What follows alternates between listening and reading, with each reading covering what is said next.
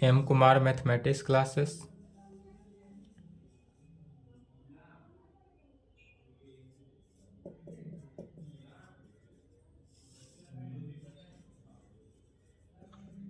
Class 11th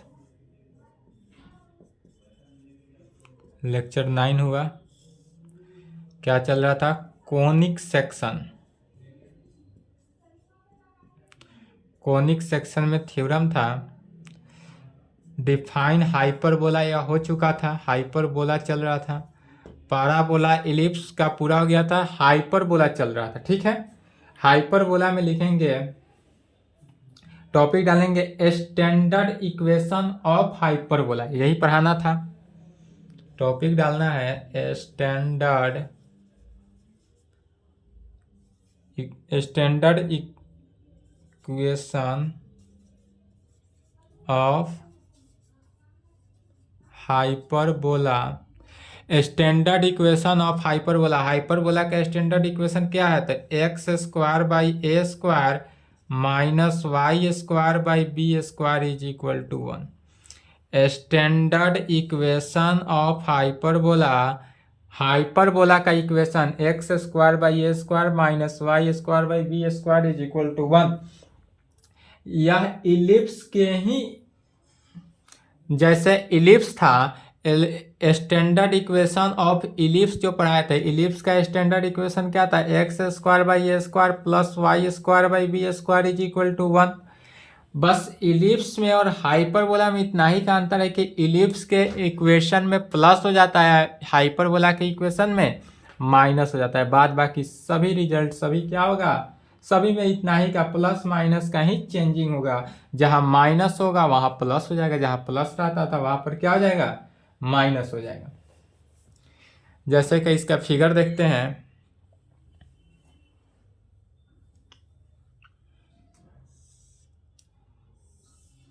यदि यह x axis है, वाई एक्सिस है, एक्स डैश एक्सिस है, Y dash origin.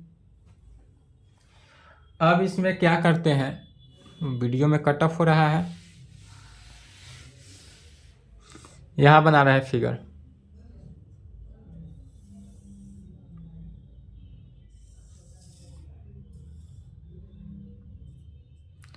X axis, y axis, x dash y dash origin है। Origin ना कहकर इसको सेंटर मान लेंगे। यह जो पॉइंट हुआ यह क्या हुआ? सेंटर हुआ। सेंटर जो है ओरिजिन पे है। इस प्रकार से लिखेंगे।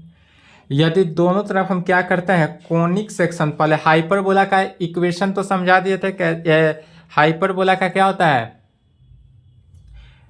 हाइपरबोला का रिजल्ट यह होगा कि इसमें कोनिक सेक्शन लिए, यह क्या हुआ? डायरेक्ट्रिक्स लिया गया दोनों तरफ। यदि इस पर एक फिक्स्ड पॉइंट एस ले लेते हैं जिसको क्या कहते हैं? फोकस कहा जाता है। टॉपिक डालेंगे यही स्टैंडर्ड इक्वेशन ऑफ हाइपरबोला। इसमें फोकस क्या हुआ? S1। या जो हुआ पॉजिटिव की तरफ AE0, यह सब के सब कल के क्लास में बता चुका गया था लेक्चर 8 में, उसी को लिख रहे हैं दोबारा से। यदि फोकस से लोकस पे मिलाते हैं, लोकस से फिक्स्ड लाइन M पे मिलाते हैं तो PM, यह Z हुआ। यह जो वैल्यू हुआ वह क्या हुआ? x is equal to A by E के कंडीशन में सेंटर हुआ। यह वर्टेक्स हुआ। A क्या हुआ? A जो है वह वर्टेक्स हुआ। सेम इस कंडीशन में भी फोकस से लोकस पे मिला है, लोकस से यहाँ पे आए तो इसको P1 कहेंगे, लोकस पे इसको M1, इसको Z1। Z1 क्यों कहा जा रहा है? चूंकि निगेटिव की तरफ है तो माइनस A बाई, निगेटिव की तरफ है तो सभी में 1 1 से दर्शा दिए। और यह पॉइंट क्या हो गया? A1, इसको कहेंगे A1। यह जो है B, यह B1। B1 क्यों लिया गया? क्योंकि इलिप्स के कंडीशन में दोनों होता है। तब इसका सेंटर क्या हुआ?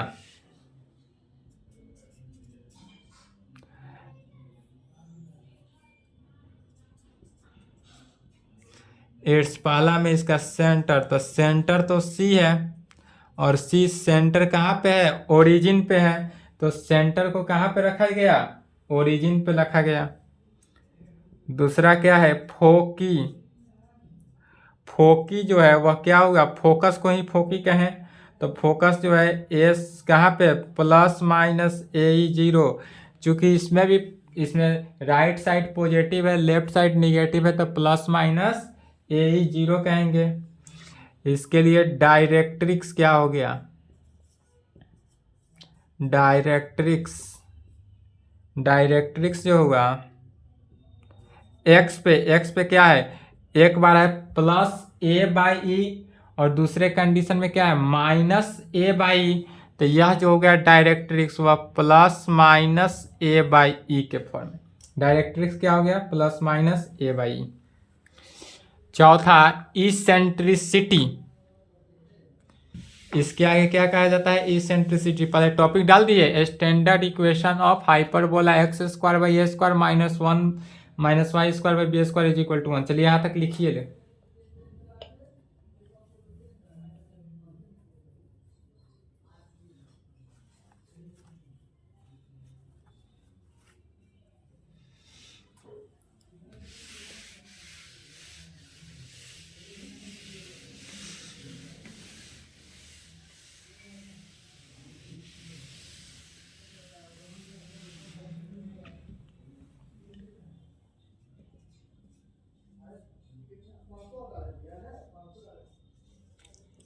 इसेंट्रिसिटी, इसेंट्रिसिटी को किस चीज से, ई से डिनोट करते हैं, तो इसेंट्रिसिटी जो है चूंकि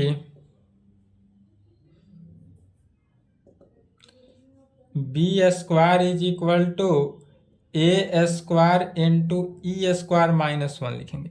इसेंट्रिसिटी में यहाँ पर चेंज हो जाता है, चूंकि हाइपरबोला के कंडीशन में, हाइपरबोला का इक्वेशन क्या होता है, ई का वैल्यू जो है ग्रेटर देन वन होना चाहिए, वन से बड़ा होना चाहिए। तो अब तक इलिप्स, इलिप्स में क्या पढ़े थे, ई लेस देन वन होना चाहिए, माने इसेंट्रिसिटी जो है, इसेंट्रिसिटी कितना होना चाहिए, वन से छोटा होना चाहिए।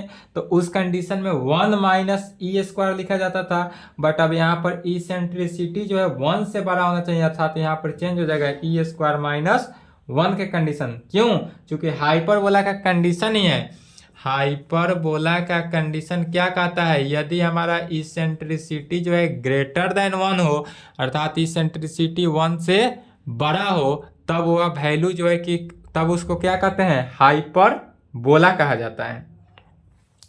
अब इसलिए यहां से इसेंट्रिसिटी अर्थात ई का वैल्यू निकालना है,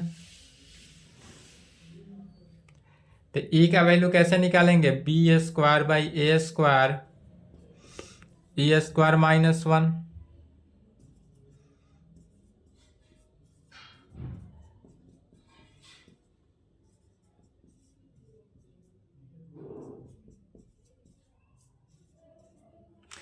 अब तक इसेंट्रिसिटी में क्या आता था, माइनस आता था, इसमें क्या हो जाएगा, प्लस हो गया।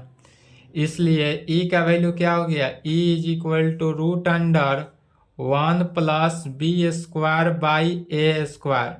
इसलिए ई का वैल्यू अर्थात इसेंट्रिसिटी जो हुआ हमारा क्या हुआ, याद करेंगे, हाइपरबोला के कंडीशन में eccentricity root under one plus B square by A square, और इलिप्स के कंडीशन में इसेंट्रिसिटी क्या होता है, root under one minus B square by A square.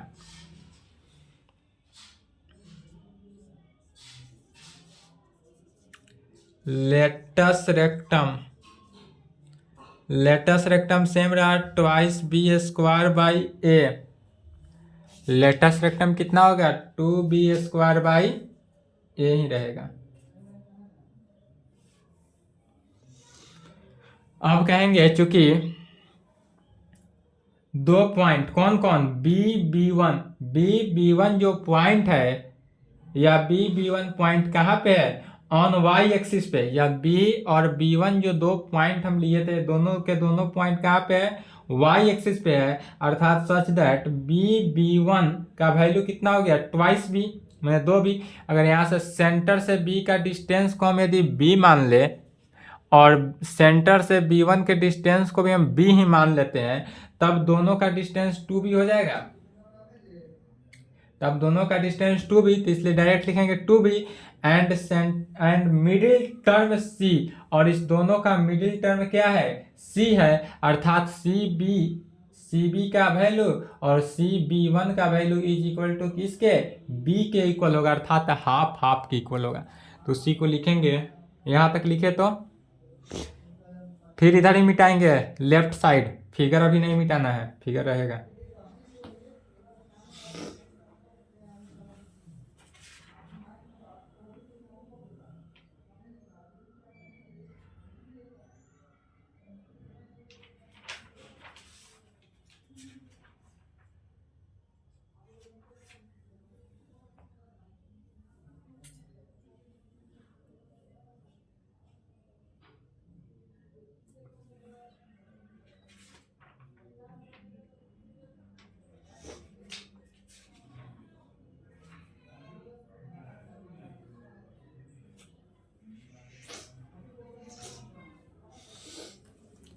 चलिए लिख लिए।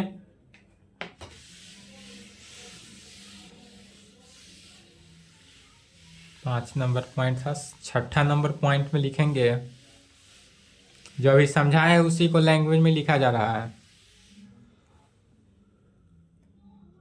6 नंबर पॉइंट है, we take 2 points B and B1.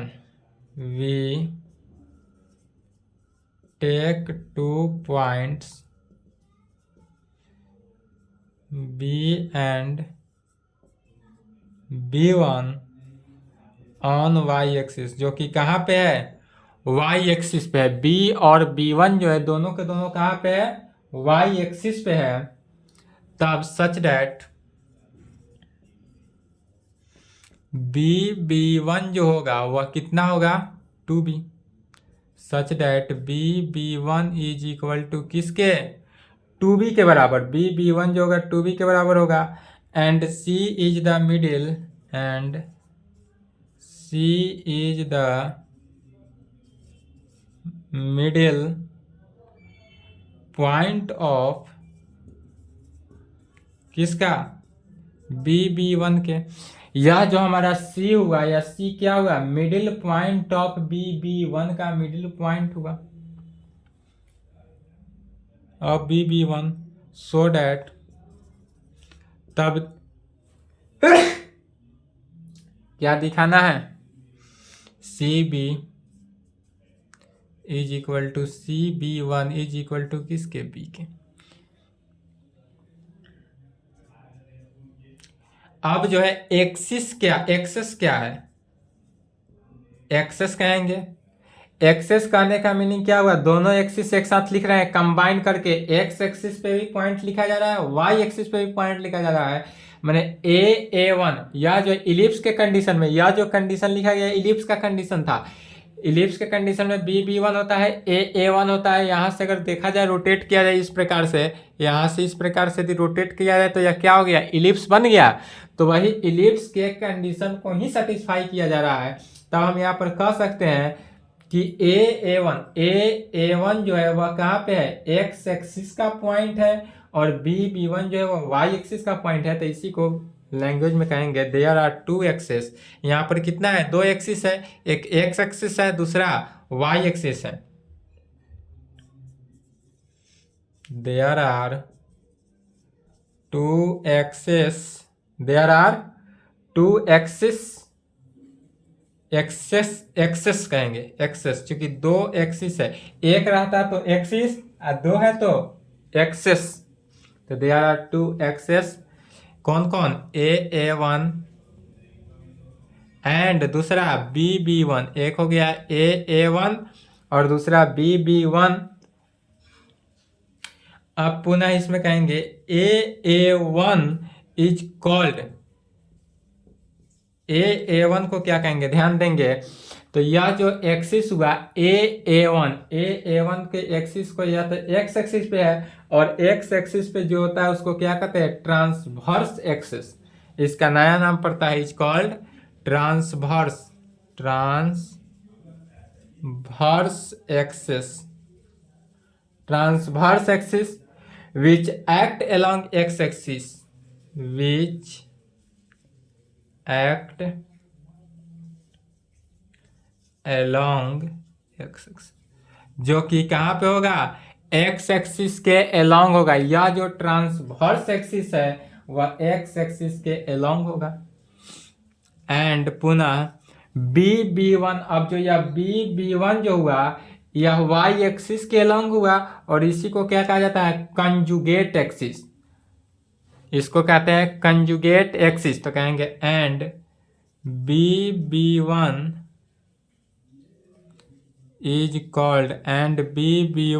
called conjugate axis, which act along, जो कि along होगा किसके, y एक्सिस के, which act along y axis, जो कि y एक्सिस पर along होगा। तब क्या कहा जाएगा, लेंथ ऑफ एक्सिस। तो लेंथ ऑफ एक्सिस क्या हुआ, a1 और b1, इसलिए लेंथ ऑफ एक्सिस जो हुआ a1, b1, a1 का वैल्यू ट्वाइस है, b1 का वैल्यू ट्वाइस बी। यहां से चलिए लिखे तो यहां तक।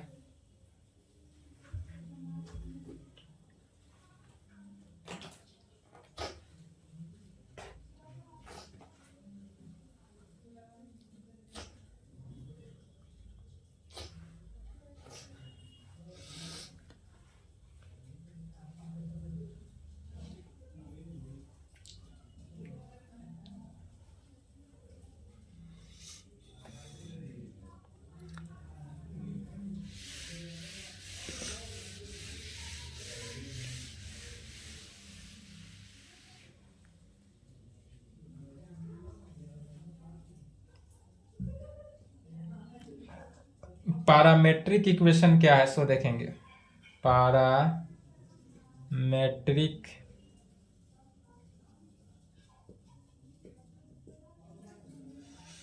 पैरामेट्रिक इक्वेशन क्या है, तो the parametric equation of hyperbola के कंडीशन में पैरामेट्रिक इक्वेशन क्या होगा, तो the parametric equation of hyperbola का equation x² by a² minus y² by b² is equal to 1 is the parametric equation of hyperbola x² by a² minus y² by b² is equal to 1 is. तब इसमें क्या put करना है, x is equal to sec theta, x के जगह पर क्या करेंगे सेक थीटा, और y is equal to b tan theta, y की जगह पर क्या रखना है बी टेन थीटा के फॉर्म रखेंगे। तब कहेंगे this point on hyperbola is denoted by theta. इस हाइपरबोला के पॉइंट को किस चीज से डिनोट किया गया, थीटा से। This point on hyperbola is denoted by theta. इसे किस चीज से डिनोट किया गया, थीटा से। तो जब थीटा से डिनोट किया गया तब कह सकते हैं thus the point theta on the hyperbola means the point किस पॉइंट पे, a sec theta, x is equal to a sec theta, ठीक है, ए सेक थीटा, और y is equal to b tan theta से।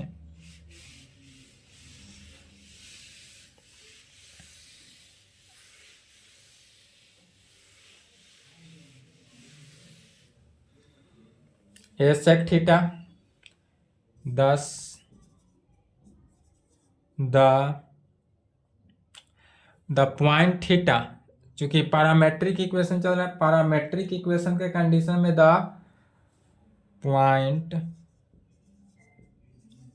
Theta on the, या जो point है theta on the hyperbola, जो कहाँ पे है हाइपरबोला के कंडीशन में 10 the point theta on the hyperbola means the point किस पॉइंट पे, a sec theta b tan theta के पॉइंट पे। यह जो होगा the point theta on the hyperbola means the point a sec theta b tan theta के form में। अब हाइपरबोला के इक्वेशन के फॉर्म में क्या कहा जा सकता है कि द हाइपरबोला का जो इक्वेशन है इसका कोफिशिएंट क्या होगा, तो इसका कोफिशिएंट वाई स्क्वायर का जो कोफिशिएंट है वह क्या है, निगेटिव है। बस यही अंतर है इलिप्स के इक्वेशन और हाइपरबोला के इक्वेशन के फॉर्म में। इतना ही का अंतर है कि इसका जो कोफिशिएंट होता है वह क्या आ जाता है, negative.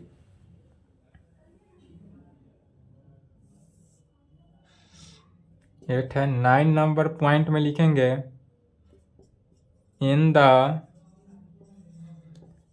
Equation of hyperbola,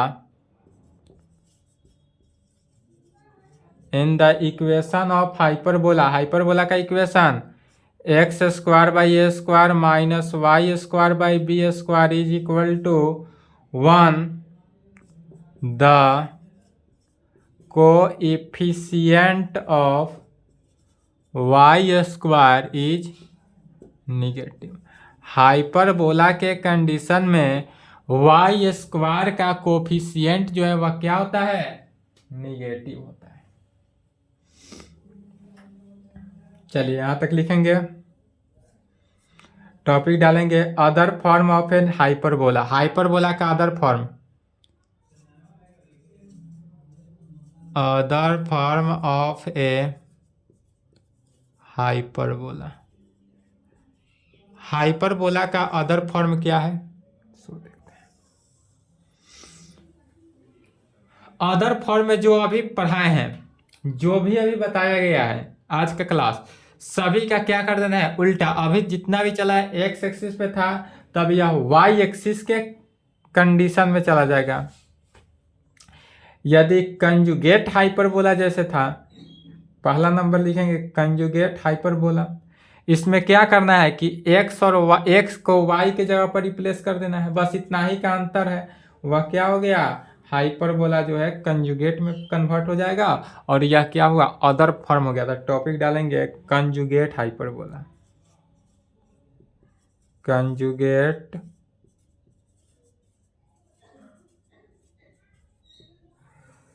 conjugate hyperbola क्या है, तो in standard equation of hyperbola x square by A square minus Y square by B square is equal to 1, we interchange x and y, we get the required equation of hyperbola। क्या कहा गया,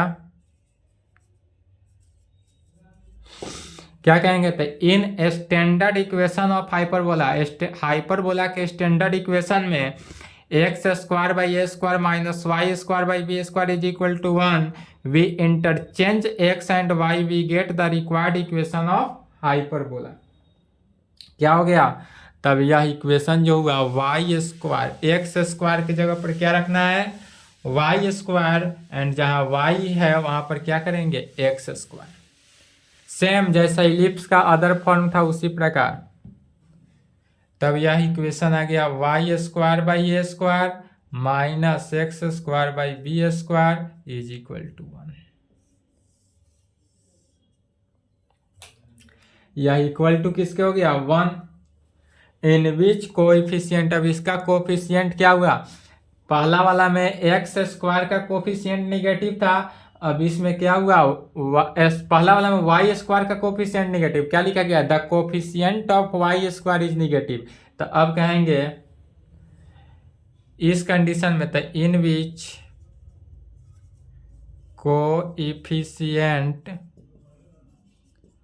of x square is negative, इस condition में क्या हुआ, x square का coefficient जो है वह निगेटिव हो गया, उल्टा कंडीशन चला। तो this hyperbola is called conjugate hyperbola. अब इसी हाइपरबोला को क्या कहते हैं, या कह सकते हैं इज कॉल्ड कंजुगेट हाइपर। यह जो हमारा हाइपरबोला हुआ, कैसा हाइपरबोला हुआ, कंजुगेट हाइपरबोला। इट्स ग्राफ, इसका ग्राफ कैसा होगा सो समझते हैं। अदर फॉर्म का कंजुगेट का ग्राफ देखेंगे तो यह x axis, x dash, y, y dash, ठीक है। वाई डैश नहीं दिख रहा है वीडियो में तो वाई डैश लिख लेंगे। पुनः कोनिक सेक्शन, कोनिक सेक्शन जैसे फिगर बनाए थे सेम रखना है, सिर्फ क्या किया गया, यहाँ पर एक्स एक्सिस के इधर था, राइट हॉरिजॉन्टली था, अब किसको फिगर को क्या कर दिए, वर्टिकली कन्वर्ट कर दिए। यह जो हुआ हमारा फोकस हुआ, यहाँ पर था ए ही था, ए ही जीरो, लेकिन अब यह जीरो ए में कन्वर्ट हो गया। यह जो हुआ S1 फोकस जीरो माइनस ए में कन्वर्ट हो गया, माइनस ए में कन्वर्ट हो गया। यह ए पॉइंट जो है यह क्या हुआ, वर्टेक्स ले लेते हैं, वर्टेक्स को ए पॉइंट, या जेड हुआ डायरेक्ट्रिक्स हुआ। और डायरेक्ट्रिक्स इस कंडीशन में y का वैल्यू a बाई ई, और इस कंडीशन में y का value minus a by E. बाद बाकी वैल्यू जो है सभी का वैल्यू सेम रहा। यह जो हुआ a हुआ, यहाँ पर क्या हुआ a1 हुआ। यह कंडीशन को b ले लेते हैं, यहाँ पर क्या करेंगे b1 ले लेते हैं। फिर जो लिखे थे वहां पर इट्स सेंटर फोकस अब पुनः लिख देना है।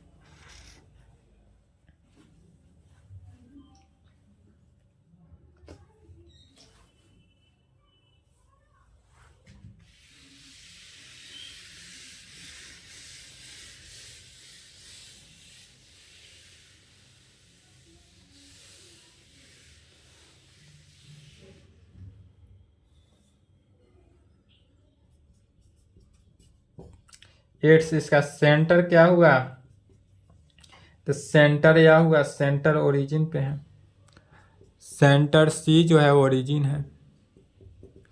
दो फोकस है तो इसको क्या कहेंगे, फोकी। फोकी फोकस क्या हुआ, जीरो, एक्स एक्सिस पे जीरो, वाई एक्सिस पे प्लस माइनस ए।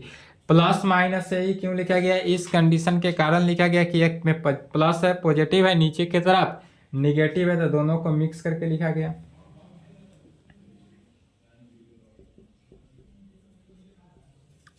डायरेक्ट्रिक्स इसका क्या हुआ, तो इसका पहले वाला का डायरेक्ट्रिक्स जो था वह एक्स एक्सिस पे था, इसका डायरेक्ट्रिक्स वाई एक्सिस पे क्या हुआ, plus minus A by E.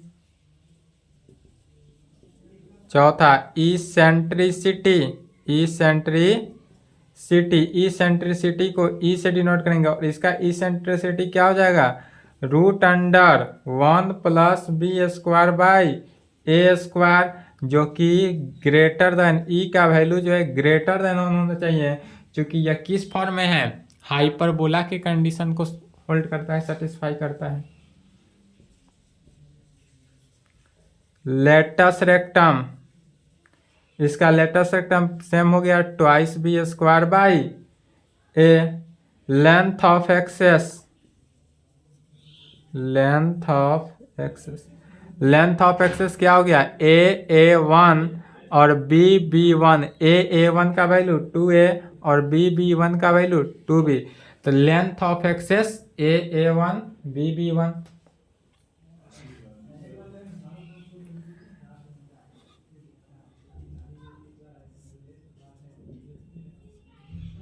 Transverse axis, transverse axis a1 जो कि एक्ट होगा किसके, along x axis, a axis, x axis के अलोंग होता था, लेकिन अब यहाँ पर किसके अलोंग, वाई एक्सिस के, वाई एक्सिस।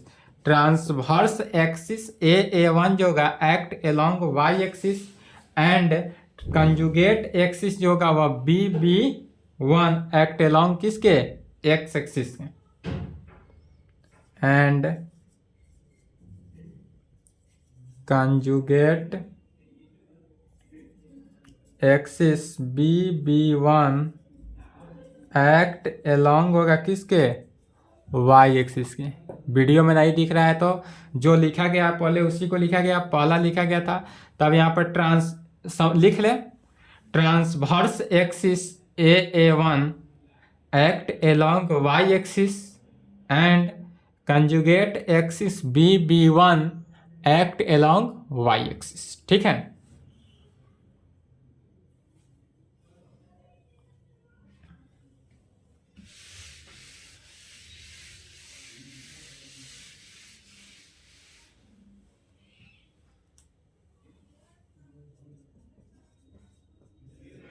पहला नोट में लिखेंगे कंजुगेट हाइपरबोला जो है, कंजुगेट हाइपरबोला को कैसे लिखा जाता है, तो कहेंगे कंजुगेट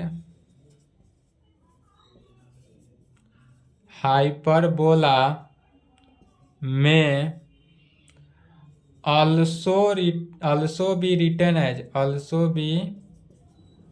as क्या कहेंगे, कंजुगेट हाइपरबोला में ऑल्सो बी रिटन एज। कैसे लिखेंगे कंजुगेट हाइपरबोला को, तो y square by A square minus x square by A square is equal to 1, चूँकि अदर फॉर्म में है वेयर। अब इस कंडीशन में वेयर जहाँ ए स्क्वायर जो है किसके इक्वल होगा B square into e square minus 1 के बराबर, और यहाँ पर ई का वैल्यू अर्थात इसेंट्रिसिटी जो हुआ वह कितना हो जाएगा √1 plus B square by A square निकलेगा।